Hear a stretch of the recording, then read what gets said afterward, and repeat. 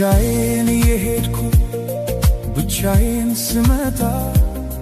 አዲስ አልነበርኩም ለሾለ ጋሬጣ ሁሉን ያየሁበት ሁሉን ያወቁበት የዕድሜ መንገድ